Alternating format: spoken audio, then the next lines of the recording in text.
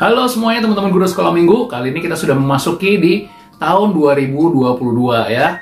Nah, banyak di antara kita yang sudah melewati tahun lalu dengan bersusah payah mungkin ya. Ada sekolah minggu online, ada juga mungkin yang nggak online tapi terbatas banget, dan yang lain-lainnya. Atau bahkan ada teman-teman guru sekolah minggu nih yang sedang bergumul ya. Bergumul, aduh mau terus jadi guru sekolah minggu apa enggak ya? Karena jadi guru sekolah minggu itu ternyata nggak gampang ya. Banyak di antara kita yang saya mengerti sekali ya, mungkin dalam bercerita menganggap dirinya kurang begitu bagus ceritanya, atau di dalam bernyanyi suaranya nggak keren ya, kayak saya nggak bisa nyanyi, atau bahkan dalam membuat permainan juga, wah permainannya nggak seru gitu ya, dan banyak hal lainnya. Apalagi di zaman yang online tahun lalu, atau bahkan yang tahun ini masih online, banyak kesulitan yang dihadapin, yang merasa kayaknya saya nggak bakat nih jadi guru sekolah minggu, saya nggak bisa nih ngajar online, atau saya ngajar langsung nggak bisa, kayaknya megang kelas saya nggak bisa nguasain, dan lain-lainnya. Seringkali seperti itu ya, kita merasa rendah diri karena tadi, pertama, kemampuan kita kayaknya masih kurang banget nih di dalam melayani anak-anak di sekolah minggu. Yang kedua, barangkali juga ya, di luar kehidupan sebagai guru sekolah minggu, saya mengerti sekali bahwa guru sekolah minggu pun mempunyai peranan masing-masing di lingkungan atau di keluarga.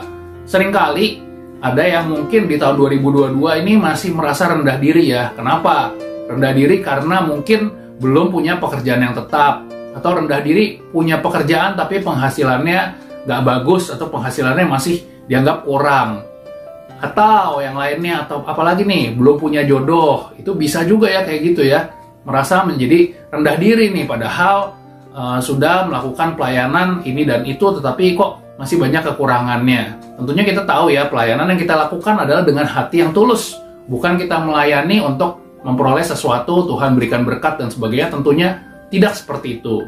Tapi satu hal nih yang saya mau bilang ya, untuk guru-guru sekolah minggu yang saat ini sedang merasa rendah diri, merasa malu, merasa terpuruk mungkin ya, merasa kayaknya hidupnya nggak ada apa-apanya, saya mau kasih tahu satu hal buat teman-teman, bahwa hidup teman-teman ini sangat berharga. Bukan sangat berharga lagi, tapi super berharga. Kenapa saya bisa bilang begitu? Karena guru sekolah minggu itu bekerja langsung di bawah Tuhan Yesus ya. Jadi bos kita atau pemimpin kita langsung yaitu Tuhan kita, Tuhan Yesus. Kenapa saya berani bilang begitu? Karena Tuhan Yesus menginginkan guru-guru sekolah minggu untuk terus mengajar, untuk memberikan firman Tuhan kepada anak-anak. Dan itu adalah suatu peranan yang sangat spesial.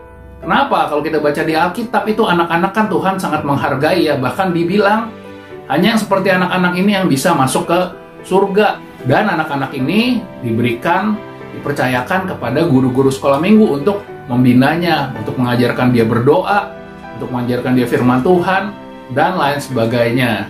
Dan satu seperti yang tadi saya bilang, jangan rendah diri, jangan malu. Belum tentu nih ya, ini bukannya saya sombong, belum tentu orang yang memimpin perusahaan, belum tentu juga direktur bank, atau dia pemilik rumah yang banyak, belum tentu Tuhan memberikan kepercayaan yang sama seperti yang dipercayakan kepada kita sebagai guru sekolah minggu. Kita, guru sekolah minggu, adalah perpanjangan tangan langsung dari Tuhan. Tuhan menyampaikan firman, kita sampaikan kembali kepada anak-anak. Bisa dibilang orang kaya tuh banyak, orang yang punya kedudukan tinggi tuh banyak, orang yang lebih pintar dari saya banyak, yang lebih pintar dari teman-teman juga banyak. Tetapi kenapa nih ya, kenapa teman-teman yang saat ini sedang nonton video ini yang dipercayakan Tuhan untuk mengajar anak-anaknya, padahal banyak banget kekurangannya, atau bahkan hidupnya mungkin nggak terlalu sempurna, tapi Tuhan mau percayakan. Kenapa? Seperti ketika Tuhan Yesus mempercayakan masa depan gereja ya, sekali lagi saya bilang masa depan gereja nih, sampai sekarang kita ada di sini, itu dipercayakannya kepada siapa? Kepada orang-orang yang cuma jadi nelayan, yang pendidikannya juga nggak terlalu tinggi. Nah, Tuhan Yesus percayakan kepada Petrus dan teman-temannya, orang-orang yang tidak terpandang, orang-orang yang biasa aja, atau orang-orang yang bahkan banyak kekurangannya. Itu yang dipercayakan Tuhan untuk membangun gereja di masa depan. Begitu juga dengan teman-teman guru sekolah minggu, Bapak Ibu yang udah senior atau yang masih baru.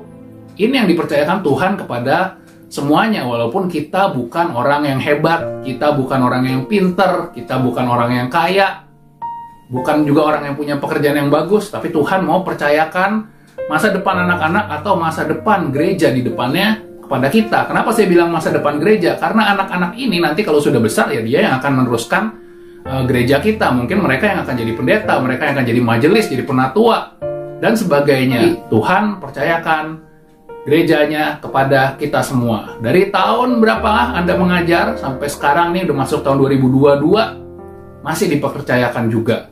Karena itu jangan rendah diri.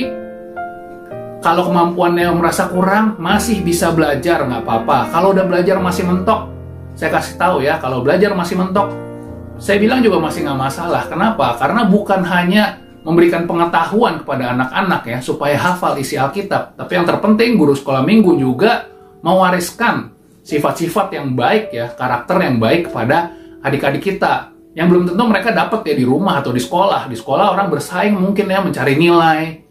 Di rumah barangkali mereka tidak dapatkan kasih sayang yang bagus ya.